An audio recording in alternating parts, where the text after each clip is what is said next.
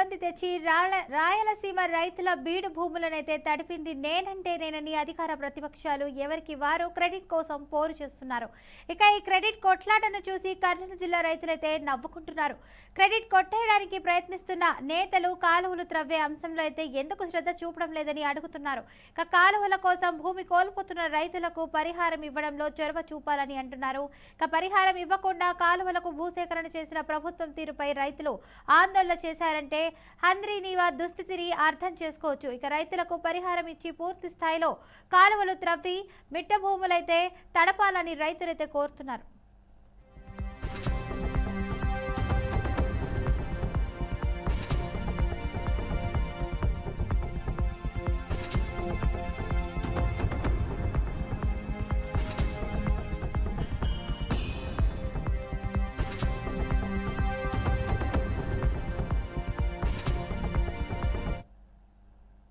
రాయలసీమ ద్రోహి నువ్వంటే నీవని అధికార ప్రతిపక్ష నాయకులు దుమ్మెత్తి పోసుకుంటున్నారు. ఇక ప్రాజెక్టుల గురించి చర్చలతో హోరెత్తిస్తున్నారు. రాయలసీమ ప్రాజెక్టులను అడ్డుకుంటున్నది నీవంటే నీవని తిట్టుకుంటున్నారు. ఇక రాయలసీమలో ప్రాజెక్టులు కట్టింది మేమంటే మేమని క్రెడిట్ కోసమైతే కొట్లాడుకుంటున్నారు.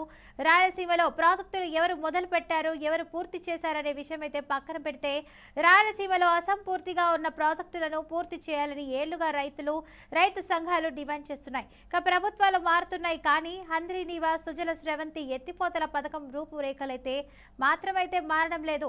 ఇక పెండింగ్ ప్రాజెక్టులు ప్రభుత్వాలు ఎందుకు పూర్తి చేయడం లేదని రైతులైతే ప్రశ్నిస్తున్నారు. ఇక మంచి జరిగితే నాది, చెడుగు జరిగితే నీది అంటున్న అధికార ప్రతిపక్షాలకు రాయలసీమలో లక్షల ఎకరాలకు సాగునీరుని అందించే హంద్రీనీవా సుజల స్రవంతిని అయితే ఎందుకు కనిపించడం లేదని అంటున్నారు.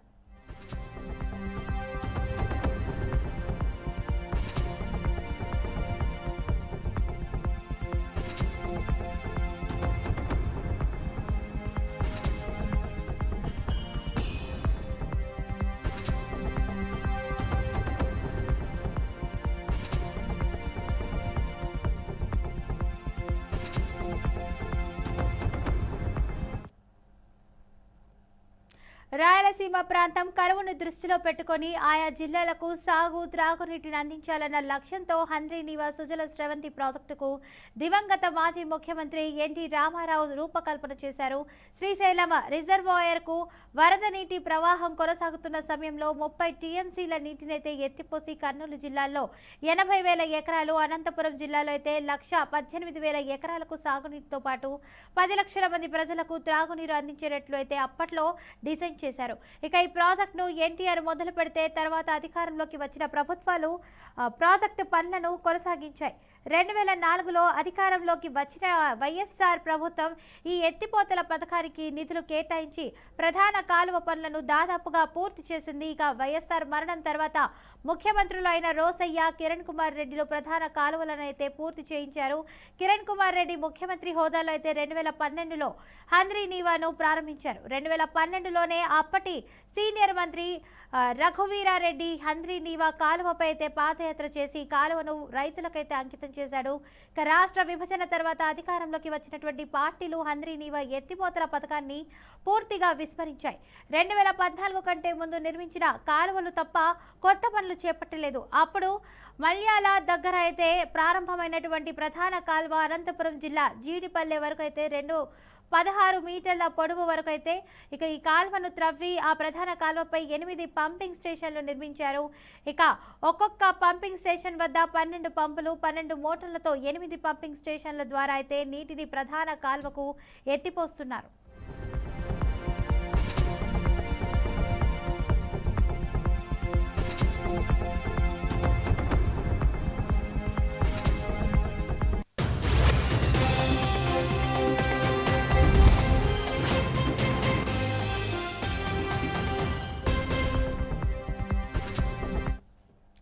ఇందులో భాగంగా కర్నూలు, అనంతపురం జిల్లాలలో 3 రిజర్వాయర్లను నిర్మించారు. కర్నూలు జిల్లా కృష్ణగిరి సమీపంలో 0.161 టీఎంసీని నీటి నిల్వ సామర్థ్యంతో అయితే ఒక రిజర్వాయర్, పత్తికొండ వద్ద అయితే గ్రామ సమీపంలో అయితే 1.126 టీఎంసీ నీటి నిల్వ సామర్థ్యంతో అయితే ఒకటి, అనంతపురం జిల్లా జీడివెల్ల వద్దే 1.694 టీఎంసీ సామర్థ్యంతో ఇలా మొత్తం 3 జలాశయాలను అయితే నిర్మించారు. ఇక 3 జలాశయాలతో పాటు ప్రధాన కాల్వ కింద అయితే 2 జిల్లాల్లో 1.98 లక్షల ఎకరాలను అయితే సాగునీటి అందించాలి. ఇక కర్నూలు జిల్లాలో 80,000 ఎకరాలు, అనంతపురం జిల్లాలో 1.19 లక్షల ఎకరాల భూములకు సాగునీటి అయితే అందించారు. ఇక కర్నూలు జిల్లాలో కర్నూలు, పాణ్యం, కోడుమూరు, పత్తికొండ, ఆలూరు, ఎమ్మిగనూరు నియోజకవర్గ పరిధిలో 80,000 ఎకరాలలో ఆయకట్టు సాగవ్వాలి. ఇక 2012లోనే ప్రాజెక్టు ట్రయల్ రన్ చేసి నేటికి 14 ఏళ్లు పూర్తవుతున్న ప్రాజెక్ట్ పనులు మాత్రం పూర్తి కాలేదు.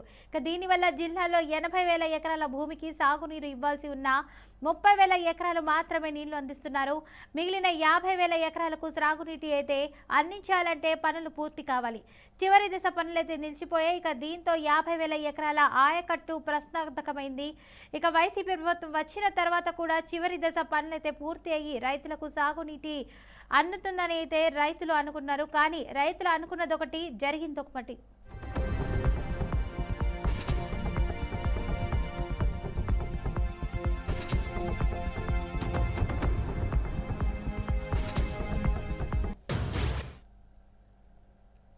మాది కర్నూలు జిల్లా దేవరకొండ మండలం తెర్నకల్ గ్రామం. మాది మాకు 4 ఎకరాల పొలం ఉంది.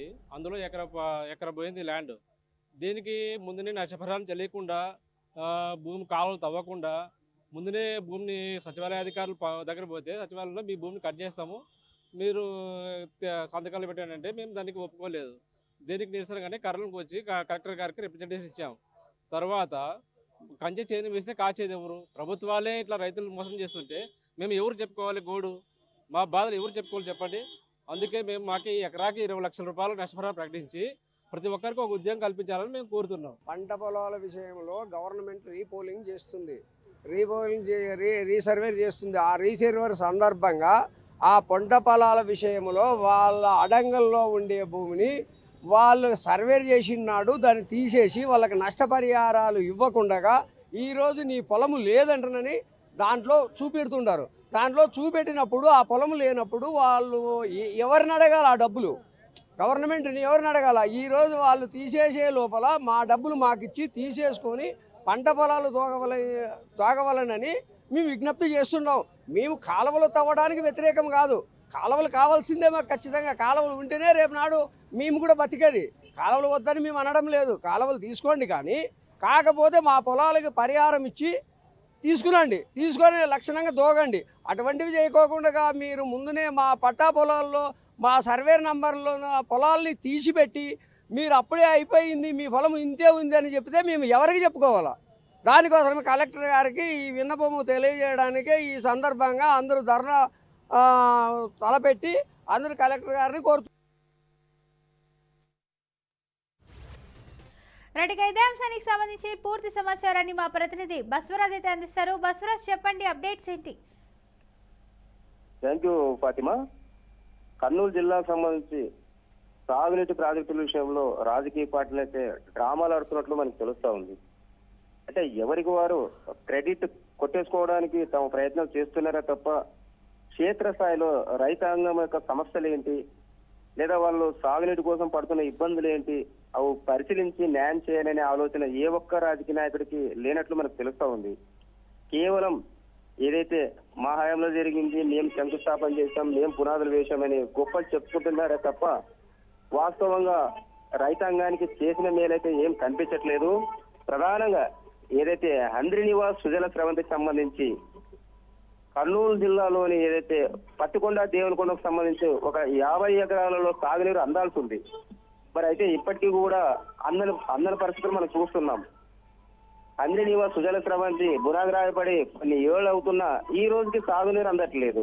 మరి ఈ అంశంలో రాజకీయ పార్టీలు ఎందుకు డ్రామాలు ఆడుతున్నాయి, ఎవరికి వారు ఎందుకు గొప్పలు చెప్పుకుంటున్నారని రైతులైతే నిలదీస్తున్నారు. వామపక్షులు ఆందోళన, ధర్నా కార్యక్రమాలు చేపడతా ఉన్నారు.